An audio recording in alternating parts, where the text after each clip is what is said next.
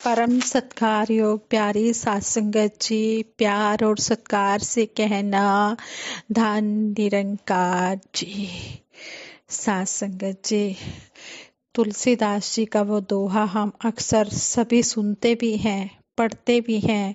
तुलसीदास जी कहते हैं, तुलसी संसार में सबसे मिलिए धाये, ना जाने किस रूप में नारायण मिल जाए। तुलसीदास जी इस दोहे द्वारा हमें समझाने की कोशिश कर रहे हैं कि इस संसार में हम सभी के साथ प्यार से मिलें, पता नहीं किस रूप में हमें भगवान मिल जाए। इसलिए हमारे दिल में सभी के लिए आदर मान प्यार सत्कार होना चाहिए। हमारे दिल में सभी के लिए जगह होनी चाहिए। इसी पर आधारित दासी आप जी के चरणों में एक स्टोरी शेयर करने जा रही है, आप जी परवान करें।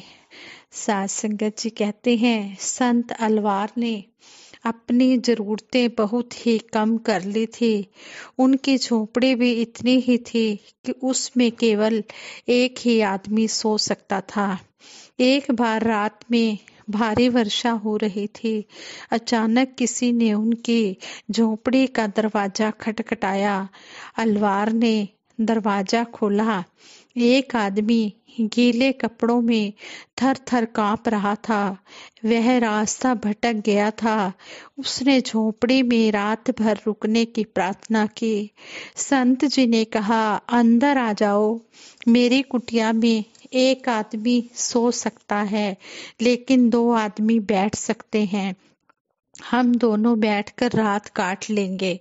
वह आदमी अंदर आ गया तो संत जी ने दरवाजा बंद कर लिया। थोड़ी देर बाद किसी ने फिर दरवाजा खटखटाया। एक आदमी पानी से तरबतर सर्दी से कांप रहा था।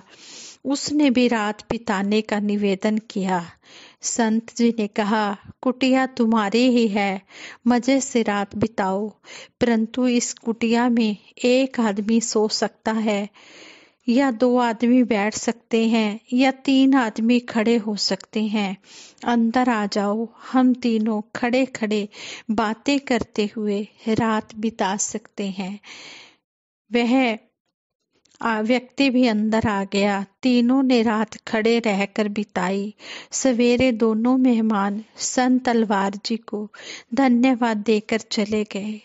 सात संगत जी, इस स्टोरी से हमें यही सीखने को मिला है कि दिल में स्थान होना चाहिए, घर में स्थान अपने आप निकल आता है। विनम्रता वो आभूषण है जिसके आगे हीरे की चमक भी फीकी पड़ जाती है। विनम्रता से हम दूसरे को दिलों में स्थान दे सकते हैं। विनम्रता से हम दूसरों का आदर सत्कार कर सकते हैं। सतगुरु बाबा हरदेव सिंह जी महाराज हमें हर पल यही समझाते हैं कि हे दातार निरंकार, तेरी याद मन में बसी रहे। यही भगत मांगता है, क्योंकि एक परमात्मा का एहसास उठते बैठते बना रहता है तो मन का भी निर्माण होना संभव होता है। अगर इस निरंकार से नाता तोड़कर जीवन जीते हैं तो मन में अनेकों रोग पैदा हो जाते हैं। सतगुरु समझाते हैं, भक्त महापुरुष प्रार्थना करते हैं कि विसर ना ही दातार, अपना नाम देहो। दातार तुझे ना विसारूं, तेरी याद बनाए रखूं। आप जपे अवरा नाम जपावे, मैं भी याद रखूं और औरों को भी याद दिलाता रहूं। ईश्वर के गुणगान जुबान से भी होते रहें, दिल से भी होते रहें। भक्तों ने इसलिए कहा है कि एक जुबान काफी नहीं है, हमारे करोड़ों रोम हैं शरीर पर। एक एक रोम के ऊपर अगर करोड़ों करोड़ों जुबानें भी लग जाएं, तब भी दातार तेरी प्रशंसा करने से हम थके नहीं। इस प्रकार भगत यह प्रार्थना भी करता है और साथ ही औरों के लिए भी साधन बनता है। यह संसार मेला या काजल की कोठरी माना गया है।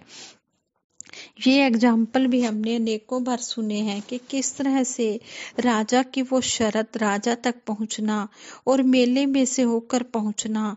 अनेकों थे जो मेले में ही रुक कर रह जाते थे, लेकिन राजा तक नहीं पहुंच पाते थे, और जो पहुंच जाते थे वाकई ही उनका रुतबा कितना ऊंचा हो जाता था।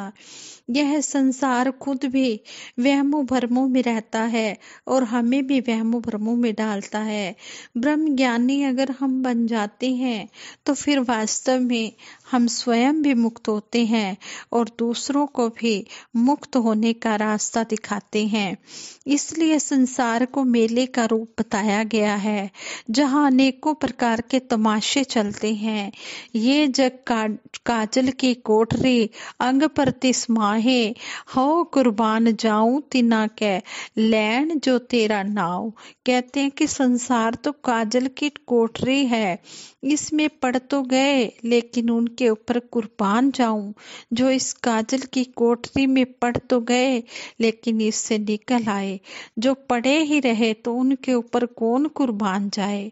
संसार में ऐसे भी कहते हैं कि काजल की कोठरी से बाहर निकल जाएं। इसका मतलब यह नहीं कि हम संसार छोड़ दें, नहीं, संसार में रहना है।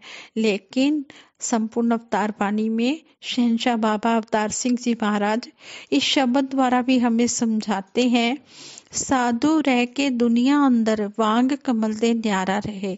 इस संसार में रहकर संसार से न्यारे बनकर रहना।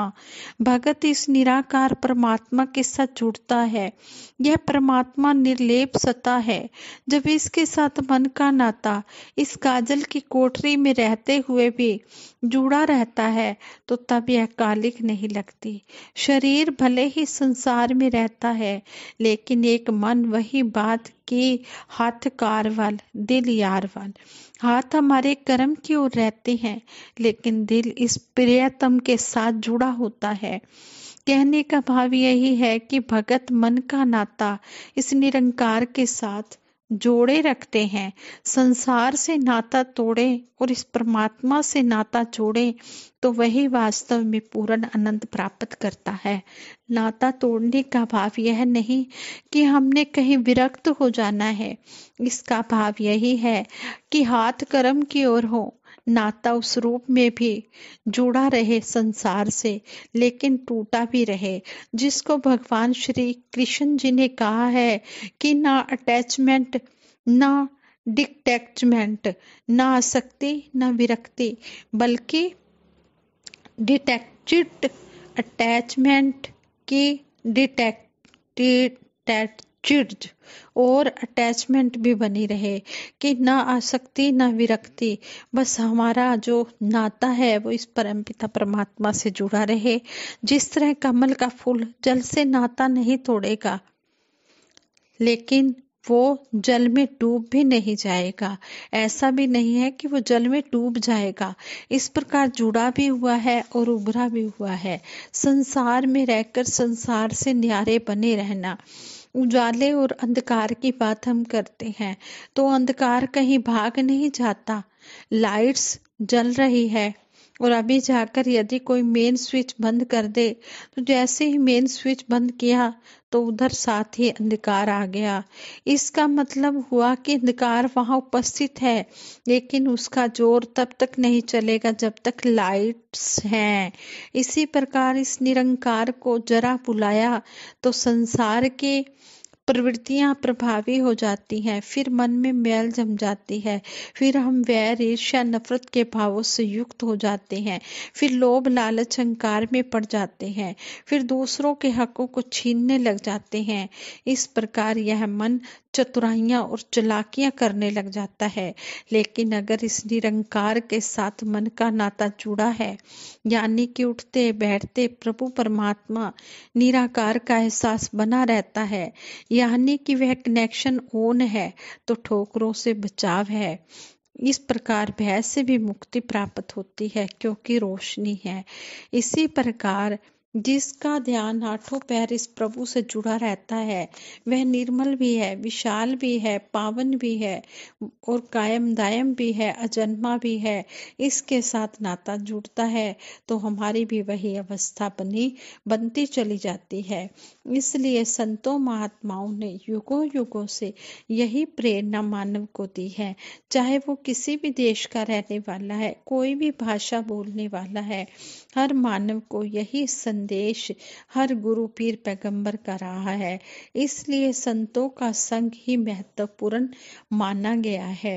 कबीर संगत करिए साध के अंत करे निर्वाह, साकत संग न कीजिए जाते होए बिना। इस प्रकार महापुरुषों का संग करना है। जो संतों का संग कर लेते हैं, संत उन्हें इस मालिक से जोड़ देते हैं। कहा भी गया है, राम कृपा के सेई अधिकारी, जिनको सत्संगत अति प्यारे। जिनको सत्संग प्रिय है, सही मायनों में भगवान राम की कृपा उन्हीं के हिस्से में आती है, यानी कि तमाम गुण उनके जीवन में आते हैं। जिनको सत्संग केवल प्यारे नहीं, अति प्यारे होती है। यही बात कबीर जी ने भी कही है कि गंगा के संग सलता बिगड़ी, सो सलिता गंगा होय निबरी। चंदन के संग तरवर बिगड़ो, सो तरवर चंदन होय निबरो। पारस के संग तांबा बिगड़ो, सो तांबा कंचन होय निबरो। संतन संग कबीरा बिगड़ो, सो कबीर राम होय निबरो। जिसने गंगा का संग किया तो वह साधारण सी नदी, इस प्रकार गंगा का संग साधारण सी नदी ने किया तो वह गंगा का रूप बन गई। चंदन का संग किया तो साधारण पेड़ पौधे में भी चंदन की महक समा गई। पारस का संग किया तो लोहा भी सोना बन गया। इसी प्रकार संतों का संग किया तो केवल संत ही नहीं बल्कि राम होके निवरे, प्रभु का दर्जा मिल गया। ब्रह्म ज्ञानी का सकल आकार, ब्रह्म ज्ञानी आप निरंकार, वो दर्जा मिल गया। इसलिए कहा है कि हर जन ऐसा चाहिए जैसा हरि ही होए। हरि जैसा हो जाना है। जो हरि का जन है वह फिर हरि का ही रूप हो जाता है। ब्रह्म ज्ञानी आप निरंकार, इस निरंकार परमात्मा के साथ अपना नाता हम जोड़ लेते हैं, इसी का आधार लेकर जीवन जीते हैं, तो यह हो ही नहीं सकता कि सत्संग से उनके पांव रुक जाएं। कहने का भाव यही है कि इस निरंकार के साथ हमेशा नाता जुड़ा रहे और औरों को भी इसके साथ जोड़ते रहें। एक प्राप्ति होती है, प्राप्ति के बाद ही सही मायने में उसकी उपयोगिता होती है। हम कहें कि हम एक मकान की प्राप्ति हुई है, अब एक मकान की प्राप्ति हुई तो ही वह मकान हमारे लिए उपयोगी हुआ, तभी उसके अंदर हम रहते हैं अपने परिवार सहित, अपने बाल बच्चों सहित। धन दौलत की हमें प्राप्ति हुई तो उस प्राप्ति के बाद ही उसकी उपयोगिता हुई। इसी प्रकार पहले प्राप्ति जरूरी है। कहते हैं कि ब्रह्म की प्राप्ति, ब्रह्म की समाप्ति। जब ये ब्रह्म को पा लिया जाता है तो फिर सारे वहमों भरमों से निजात मिल जाती है, छुटकारा मिल जाता है। इसलिए सतगुरु के चरणों में यही अरदास करते हैं, सच्चे बादशाह ये ब्रह्म ज्ञान देकर आपने जो हमारे मन में आनंद भरा है, ये ताउम्र अंतिम श्वास तक ये आनंद भरा रहे। ये सच्ची खुशी हमें हर पल महसूस होती रहे।